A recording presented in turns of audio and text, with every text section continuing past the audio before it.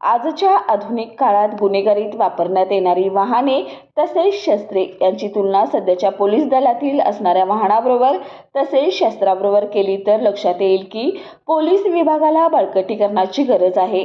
यातूनच तत्कालीन अर्थमंत्री तथा उपमुख्यमंत्री अजितदादा पवार यांनी जिल्हा नियोजनमधून पोलीस विभागाला निधी देण्याचं ठरवलंय।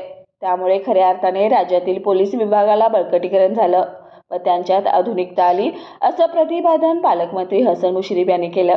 पोलीस विभागात असणारी वाहने, त्यांच्याकडे असलेली शस्त्रे, त्यांची निवास व्यवस्था तसेच त्यांच्या मुलाबाळांसाठी शाळा चांगल्या प्रकारे पुरवून त्यांची मानसिकता सादृढ करण्यासाठी आम्ही प्रयत्नशील आहोत।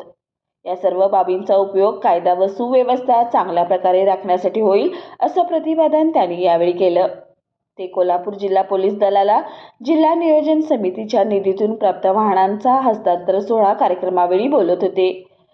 कार्यक्रमाची सुरुवात नवीन वाहनांचे पूजन करून झाली। यावेळी पालकमंत्री हसन मुश्रीफ, खासदार धनंजय माडिक व आमदार PN पाटील यांच्या हस्ते वाहनांच्या चाव्यांचं हस्तांतर पोलीस दलाला करण्यात आलं। यावेळी खासदार धनंजय माडिक, पालकमंत्री हसन मुश्रीफ यांनी नवीन बुलेट चालवून वाहनांचे उद्घाटनही केले।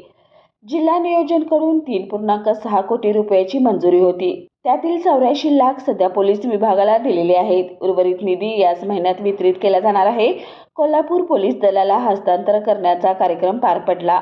या कार्यक्रमात खासदार धनंजय माडिक, आमदार PN पाटील, पोलीस अधीक्षक महेंद्र पंडित यांच्यासह पोलीस दलातील वरिष्ठ अधिकारी, कर्मचारी तसेच नागरिक मोठ्या संख्येने उपस्थित होते। कार्यक्रमाचे प्रास्ताविक पोलीस अधीक्षक महेंद्र पंडित यांनी केलं। सूत्रसंचालन पोलीस निरीक्षक तानाजी सावंत यांनी केलं तर आभार पोलीस उपअधीक्षक सुवर्णा पत्की यांनी केलं। या कार्यक्रमासाठी MTO सुरजित सिंह राजपूत यांनी विशेष योगदान दिलं।